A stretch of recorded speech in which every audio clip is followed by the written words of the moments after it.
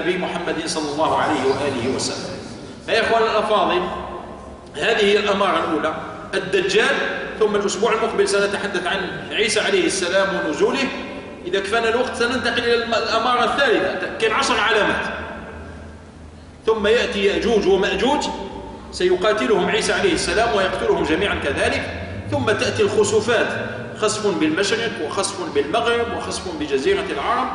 ثم يأتي يا إخوان الأفاضل ريح لينة تقتل جميع المؤمنين، كل واحد يقول لا إله إلا الله محمد رسول الله تميت هذه الريح اللينة، فلا يبقى في الأرض إلا شرار الخلق وعليهم تقوم الساعة. ثم نأتي إلى آخر العلامات يا إخوان الأفاضل، نار تخرج من عدن، يعني تخرج من اليمن تسوق الناس إلى أرض المحشر وتقوم الساعة. هذه آخر العلامات، سنأتي إليها واحدة واحدة بإذن الله تبارك وتعالى. أسأل الله سبحانه وتعالى أن يغفر لنا وأن يبصرنا بعيوبنا وأن يرحمنا وأن يتوب علينا وأن يغفر لنا ما مضى وأن يصلح لنا ما بقي. جزاكم الله خيرا وحفظ الله الجميع. بحكم أنه بقى شوية وقت يا إخواننا، إذا فيه سؤال ولا كذا نفتح مجالس الأسئلة إن شاء الله اليوم. تفضل. شيخ، سمعت كان اللي يقولوا هذوك 40 يوم أيوة. سنة بالحساب تاع الله صافي 1000 سنة عندنا. لا راه النبي صلى الله عليه وسلم حددها. راه يقول الأخ ما دام النبي صلى الله عليه وسلم قال المسيح الدجال يجي في 40 يوم، وكل يوم في ذلك الوقت ب1000 سنة، يعني راح يقعد 40,000 سنة. لا السنة الأولى اللي هي بقدر سنة. لا هي سنة. النبي صلى الله عليه وسلم حددها، قال اليوم كسنة، واليوم الثاني كشهر، واليوم الثالث كجمعة، يعني أسبوع. الأيام الأخرى كم سنة أيامهم، يعني راح يقعد 14 شهر ونصف الشهر، ماهيش الأيام تاع يوم القيامة، يعني ما زلنا قامش القيامة. هذا زيد. تفضل. نعم. سيدنا عيسى الأسبوع الجاي إن شاء الله نقول لكم شحال يقعد في الأرض وكم سيمكث إن شاء الله تعالى. ملاحظة معنا باش تعرف. تفضل. مسيح الدجال مسيح أو مسيح؟ هو اسمه المسيح، لكن البعض يسميه المسيخ. علاش؟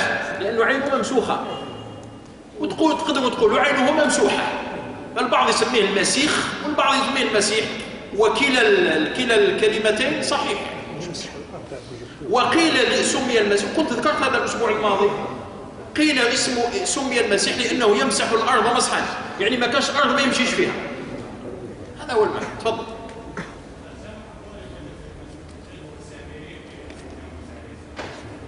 لا، لو كان هو السامري لا كان النبي صلى الله عليه وسلم بينه لنا، لأنه يا الأخ الكريم عنده سؤال مليح. قال بعض الناس يقولوا السامري اليهودي اللي كان عايش في بني إسرائيل وأغرى اليهود بأن يعبدوا العجل هو المسيح. لا، مش هو المسيح.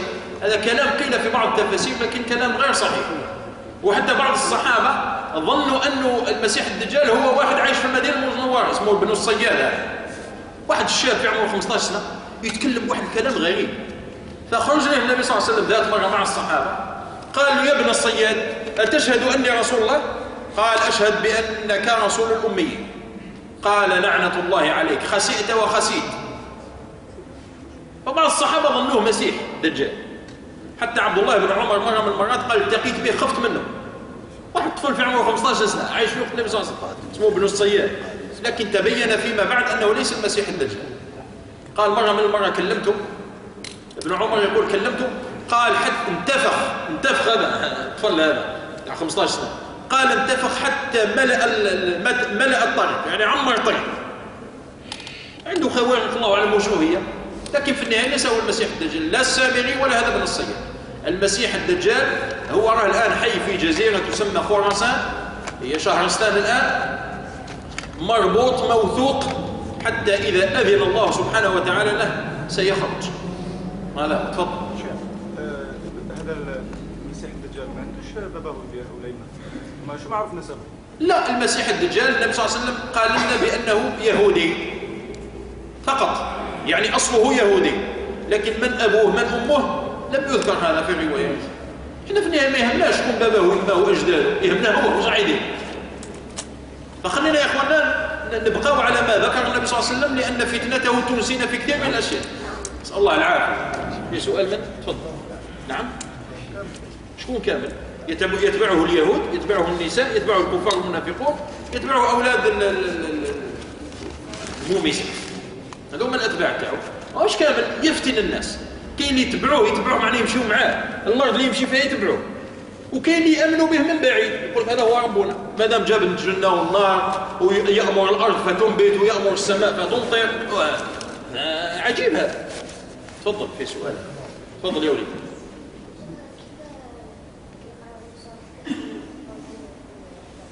هو انت ما حضرتش معنا قلنا هذه ارتفع القرآن راح تجي من بعد. احنا ذكرناها الأسبوع الماضي على أساس أنها من العلامات الصغرى.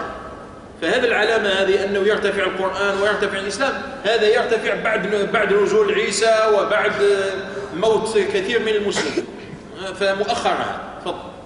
شيخ، الحكمة الإلهية من وجود المسيح الدجال هاي سؤال مليح هذا. وعلاش ربي سبحانه وتعالى بعث لنا المسيح الدجال في آخر الزمان؟ أيوه، راك سألت وجاوبت.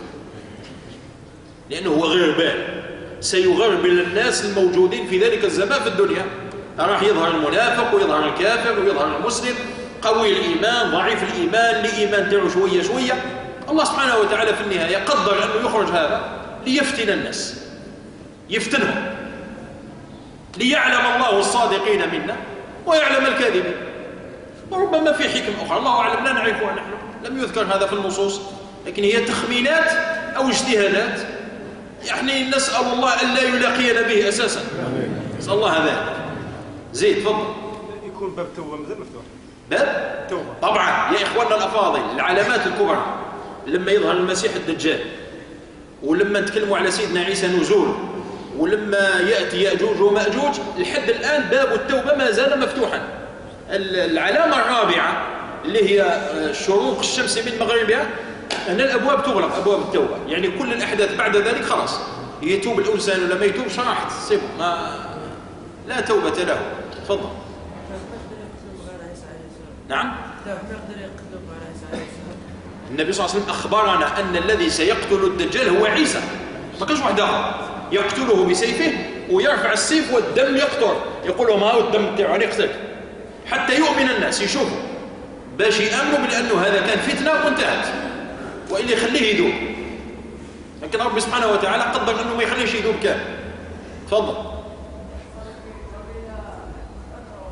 لحقوا لي السؤال تاعو ما سمعتوش. نعم. الصليبيون ما بهم؟ ما سمعت. إليه تبعوه المسيحيين.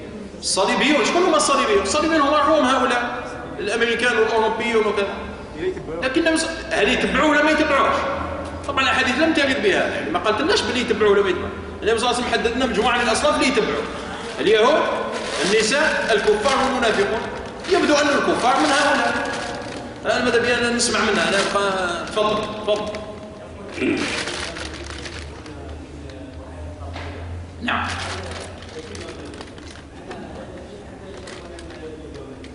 بحيرة الطبرية. طبعا احنا قلنا يا اخواننا بحيرة الطبرية هي نقص المتاحة، ويأجوج ومأجوج كما يخبرنا النبي صلى الله عليه وسلم هو جيش عظيم. هذا يأجوج ومأجوج، هذه فتنة واحدة أخرى. يقول النبي صلى الله عليه وسلم أول واحد، شوف هو سنأتي إلى هذا بعد أسبوع لا أسبوع إن شاء الله. هذا يأجوج ومأجوج سيأتون إلى بحيرة الطبرية. الأول يشرب منها، الآخر تاع الجيش يقول كان ذات يوم هنا بحيرة. الأول من الجيش يشرب منها، الآخر تاع الجيش يقول لك واحد الوقت كانت هنا بحيرة. يعني شحال الجيش هذا؟ يبدو أنهم بالملايين. نعم.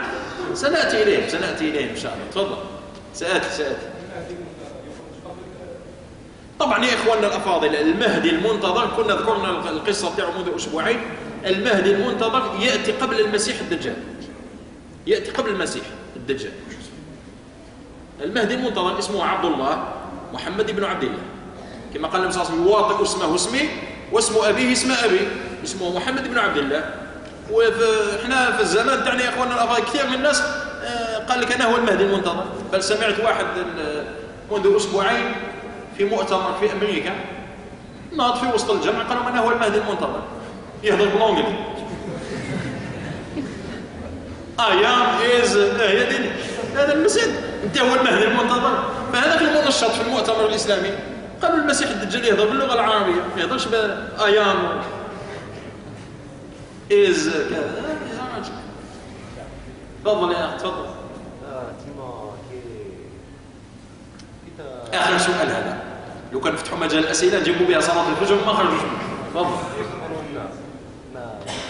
نعم. يعني بعد ما يقتل ايه خلاص يقتلهم عيسى عليه السلام، يقتلهم. قال النبي صلى الله عليه وسلم فيقتل يهوده، يعني اليهود كل يقتل. اذا جزاكم الله خيرا، بارك الله فيكم. خلي يوم ما الاسئله نطلبها الى يوم اخر ان شاء الله. سبحانك اللهم وبحمدك، اشهد ان لا اله الا انت، استغفرك واتوب اليك. بعد العشاء ان شاء الله. ايوه خوز وكرمه لا يخرج من تم، يخرج لما يوصل تم. هؤلاء الناس اللي يكونوا تم يتبعوه. جزاكم الله خيرا وحفظ الله الجميع. سبحانك اللهم وبحمدك، اشهد ان لا